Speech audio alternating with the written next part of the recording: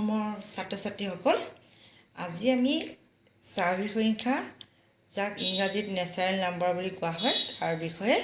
আমি কিছু কথা আমি আলোচনা কৰিম। বাৰু এতিয়া আমি ভিডিঅ'টোৰ মাজলৈ আহোঁচোন। এতিয়া চোৱা, হাজাৰ হাজাৰ বছৰ আগতে মানুহে এই স্বাভাৱিক সংখ্যাবিলাক কি কৰিছিলে, গণনা কৰিবৰ কাৰণে ব্যৱহাৰ কৰিছিলে। এই সংখ্যাবিলাক যেনে তোমাৰ ধৰা, তেওঁলোকে মনত ৰাখিবলৈ এতিয়া ঘৰত কেইটা বস্তু আছে, বা তেওঁলোকে পশুপালন যিহেতু কৰিছিলে, পশুপালনত তেওঁলোকে কিমানটা জন্তু তেওঁলোকে পশুপালনৰ কাৰণে উলিয়াই নিছে, এইবিলাকৰ কাৰণে তেওঁলোকে কি কৰিছিলে, হয় এটা গৰুৰ কাৰণে এটা শিলগুটি, বা এটা গৰুৰ কাৰণে তেওঁলোকে এডাল আঁচ ব্যৱহাৰ কৰিছিলে, যিটো গছৰ ডালত তেওঁলোকে দাগ কাটি থৈ গৈছিলে, বা যিকোনো ঘৰৰ যিকোনো বস্তু বোলে ইমানটা বস্তু আছে তাক বুজাবৰ কাৰণে তেওঁলোকে কি কৰিছিলে, শিলগুটি এটা বস্তুৰ কাৰণে এটা শিলগুটি ব্যৱহাৰ কৰিছিলে, বুজিলানে? আৰু দুটা বস্তু ঘৰত যদি তিনিটা বস্তু আছে তেওঁলোকে তিনিটা শিলগুটি থৈছিলে। আৰু জন্তুৰ কাৰণে তেওঁলোকে কি কৰিছিলে, এটা জন্তুৰ কাৰণে এটা শিলগুটি থৈছিলে, দুটা জন্তুৰ কাৰণে দুটা শিলগুটি থৈছিলে, বা এডাল আঁচ ব্যৱহাৰ কৰিছিলে। এনেধৰণে তেওঁলোকে গণনা কৰিছিলে বা কাউণ্টিং কৰিছিলে, বুজিলানে? আৰু এনেধৰণে কি হ'ব, লাহে লাহে কি কৰিলে, এই এটা দুটা তিনিটা শিলগুটি বা আঁচৰ ঠাইত আমি লিখা এই 1 2 3 4 এই সংখ্যাবোৰ লাহে লাহে আৰম্ভ হ'বলৈ ধৰিলে বা ব্যৱহাৰ কৰিবলৈ ধৰিলে। এই 1 2 3 4 আমি যিবোৰ এতিয়া সংখ্যা লিখিছোঁ এইবিলাকৰ ব্যৱহাৰ হ'বলৈ ধৰিলে। যিহেতু এই সংখ্যাবিলাক আমি গণনা কৰিবৰ কাৰণে ব্যৱহাৰ কৰিছিলোঁ, আমি গণনা কেনেকৈ কৰোঁ, কিহৰ পৰা আমি আৰম্ভ কৰোঁ বোলে, আজিৰ ক্লাছত শ্ৰেণীত আজি কিমানজন ছাত্ৰ উপস্থিত আছিল, মই যদি তোমালোকক প্ৰশ্ন কৰোঁ, তোমালোকে আৰম্ভ কেনেকৈ গন্তি কৰিবা, 1 2 3 4 এনেধৰণে আৰম্ভ কৰিবা, হয় নহয়? যে তোমালোকে আজি কেইজনে মোক হোমৱৰ্ক ছাবমিট কৰিলা, তেতিয়া তোমালোকে কেনেকৈ গন্তি কৰিবা, 1 2 3 4 বাইদেউ বোলে 10জনে দিছে, তোমালোকে কাউণ্টিং তেনেলৈকে গণনা ক'ৰ পৰা আৰম্ভ কৰিলা, 1ৰ পৰা আৰম্ভ কৰিলা। অৰ্থাৎ আমি বুজিব লাগিব যে স্বাভাৱিক সংখ্যা সদায় কিহৰ পৰা আৰম্ভ হয়, 1ৰ পৰা আৰম্ভ হয়, বুজি পালানে? গতিকে আমাক যদি এটা সৰু প্ৰশ্ন কৰে যে আটাইতকৈ সৰু স্বাভাৱিক সংখ্যাটো কি, তোমালোকে কি ক'বা উত্তৰটো লগে লগে, 1। আটাইতকৈ সৰু স্বাভাৱিক সংখ্যাটো হৈছে 1। এতিয়া আমি নেক্সট আহিলোঁ যে স্বাভাৱিক সংখ্যাৰ কেনেধৰণে আমি কাক বোলে পূৰ্বপদ আৰু কাক বোলে উত্তৰপদ। এতিয়া পূৰ্বপদটোক কি বুলি কোৱা হয় মই ইয়াত লিখিয়ে দিছোঁ। পূৰ্বপদটোক ইংৰাজীত শব্দবিলাক সদায় ব্যৱহাৰ কৰি জানিব লাগে, কাৰণ জানিলে তোমালোকৰ কাৰণে ভাল, সেইকাৰণে মই লিখি দিছোঁ। পূৰ্বপদটোক ইংৰাজীত কোৱা হয় প্ৰিডেচেছৰ,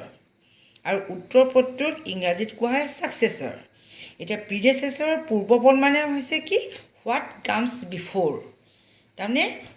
ইয়াৰ আগতে কি সংখ্যা আহিছিলে, বিফ'ৰ আগত কি আহিছিলে, আৰু আফটাৰ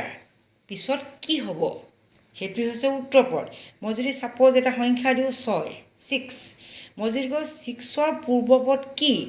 তাৰমানে 6 সংখ্যাটো পোৱাৰ আগতে কি সংখ্যা আছিলে, বিফ'ৰ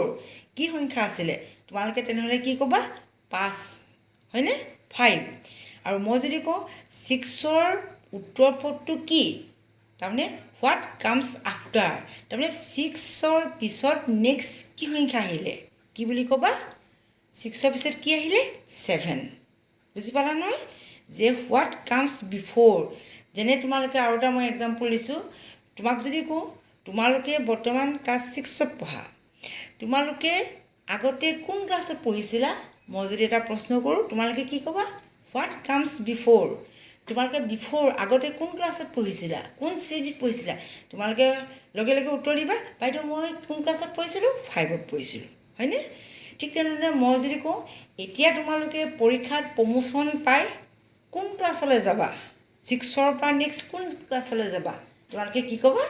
লগে লগে উত্তৰ দিবা, বাইদেউ আমি 7 পাম, হয়নে? তাৰমানে তুমি ছাকচেছ হয় ছাকচেছৰ, তাৰমানে তুমি ছাকচেছ হয় তুমি নেক্সট কিহলৈ যাবা, বৰ্তমান আছা 6, ছাকচেছ হয় তোমালোকে কোন ক্লাছ যাবা, 7। গতিকে তোমালোকে যদি সাধাৰণভাৱে যদি কথাবোৰ ভাবি লোৱা তেন্তে তোমালোকৰ বুজাত অসুবিধা নহয়। এতিয়া নেক্সট আহিলোঁ যে পূৰ্বপদ আৰু উত্তৰপদ কেনেকৈ আমি নিৰ্ণয় কৰোঁ যদি তোমালোকৰ সৰু সুৰা সংখ্যা এটা কৈ তোমালোকে পাৰিবা যদি মই কওঁ 10 10ৰ পূৰ্বপদ কি তাৰমানে কি 10 হোৱাৰ আগতে কি সংখ্যা আছিল কি সংখ্যা আছিল আগতে 10 হোৱাৰ আগতে কি আছিল 9 আছিল মই যদি কওঁ 10ৰ পিছত কি সংখ্যা হ'ব উত্তৰপদ কি তেনে কি ক'বা 10ৰ পিছত কি সংখ্যা আহিব পিছত 11 হ'ব হয় না 11 হ'ব আগতে কি আছিল 10ৰ 9 পিছত কি হ'ব নেক্সট 11 9ৰ কি কৰোঁ মই 10ৰ আগত 9 হ'ব আৰু 10ৰ পিছত কি হ'ব 11 হ'ব হ'লনে এতিয়া তোমালোকৰ সৰু সংখ্যাৰ কাৰণে তুমি মুখত কৈ দিলা কিন্তু তোমাক যদি ডাঙৰ সংখ্যা এটা কয় তেতিয়া তুমি কেনেধৰণে কৰিবা কেনেধৰণে তোমালোকে উলিয়াবা যে পূৰ্বপদটো আমি কেনেকৈ উলিয়াম উত্তৰপদটো আমি কেনেকৈ উলিয়াম ইয়াত মই নিয়মটো লিখি দিছোঁ যে কোনো সংখ্যাৰ পূৰ্বপদ পাবলৈ আমি সংখ্যাটোৰ পৰা 1 বিয়োগ কৰিব লাগিব কি উপায় দিলোঁ মই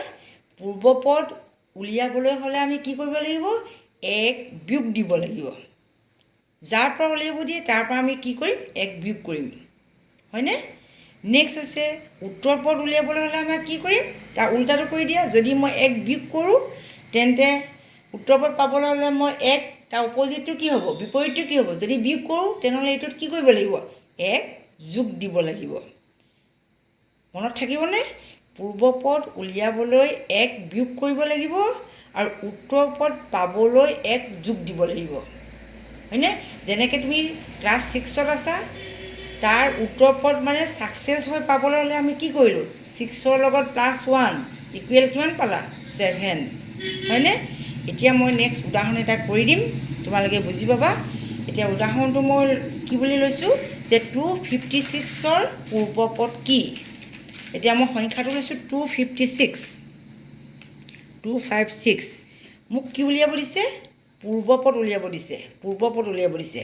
এতিয়া আমি আগতে ক'লোঁ যে পূৰ্বপদ পাবলৈ কি কৰিব লাগিব 1 বিয়োগ দিব লাগিব তাৰমানে আমি পূৰ্বপদ যেতিয়া উলিয়াব দিয়ে বছ আমি ইয়াৰ পৰা কি কৰোঁ 1 বিয়োগ দিম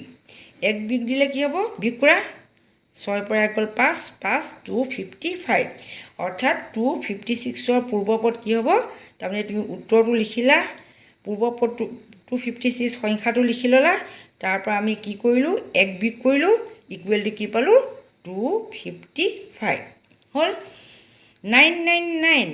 তাৰ উত্তৰপদ কি মই ক'লোৱে যে উত্তৰপদ পাবলৈ আমি কি কৰিব লাগিব যোগ কৰিব লাগিব কিমান যোগ কৰিব লাগিব 1 যোগ কৰিব লাগিব গতিকে মই এনেকৈ লিখি ল'লোঁ 999 তাৰ লগত আমি কি কৰিলোঁ উত্তৰপদ যিহেতু উলিয়াব দিছে +1 কি হ'ব ইয়াৰ লগত 1 যোগ কৰিলে আমি কিমান পালোঁ 1000 পালোঁ 1000 ঠিক তেনেধৰণে এইটো ডাঙৰ সংখ্যা এটা দিলোঁ 77792 এই সংখ্যাটো 7 মই লিখি লৈছোঁ 77792 ইয়াৰ পূৰ্বপদ কি উলিয়াব দিছে পূৰ্বপদ উলিয়াবলৈ আমি কি কৰিলোঁ পূৰ্বপদ উলিয়ালে আমাক ক'লোৱে যে কি কৰিব লাগিব 1 বিয়োগ দিব লাগিব 1 বিয়োগ কৰি দিয়া কিমান পালা 2 1 গ'ল 1 হ'ব 9777 তাৰমানে আমি কি কৰিলোঁ আনচাৰ লিখিলোঁ কি কৰিলোঁ 7792ৰ পৰা আমি কি কৰিলোঁ বিয়োগ দিলোঁ 1 আমি কিমান পালোঁ 77792 আছিলে 1 বিয়োগ কৰিলোঁ 91 হয় নেক্সট আছে তোমাৰ এই সংখ্যাটোৰ পৰা ডাঙৰ সংখ্যা এটা দিছে এই সংখ্যাটোৰ উত্তৰপদ কি তাৰমানে আমি কি কৰি ল'ম 1 লিখি ল'লোঁ 19957 উত্তৰপদ যিহেতু উলিয়াব দিছে উত্তৰপদ উলিয়ালে কি কৰিব লাগিব 1 যোগ দিব লাগিব 1 যোগ দিলোঁ যোগ কৰিলে আমি কিমান পাওঁ 19957ৰ লগত 1 প্লাছ কৰিলে আমি কি পালোঁ 8 আকৌ মই যোগ কৰি দেখাই দিছোঁ 19957ৰ লগত মই 1 যোগ কৰিলোঁ 1 যোগ কৰিলে আমি কিমান পালোঁ 85991 গতিকে আমি ইমানখিনি পাই গ'লোঁ যে 19957 5 8 পালোঁ। এনেধৰণে আমি কি কৰিলোঁ যে পূৰ্বপদ আৰু উত্তৰপদ নিৰ্ণয় কৰিব পাৰোঁ। গতিকে আজি তোমালোকে ভিডিঅ'টোত ভালকৈ শিকিলা নহয় যে কেনেধৰণে আমি স্বাভাৱিক সংখ্যা কাক বোলা হয়, স্বাভাৱিক সংখ্যা পূৰ্বপদ কাক বোলে, উত্তৰপদ কাক বোলে আৰু কেনেধৰণে নিৰ্ণয় কৰা হয়। তোমালোকে নিজে কিছুমান অভ্যাস কৰিবা। প্ৰশ্নখনত তোমালোকৰ কিতাপত যিকেইটা নিজে চেষ্টা কৰা বুলি কোৱা আছে সেইকেইটা চেষ্টা কৰিবা, আৰু যদি তোমালোকে নোৱাৰা মোক নিশ্চয় কমেণ্টত জনাবা।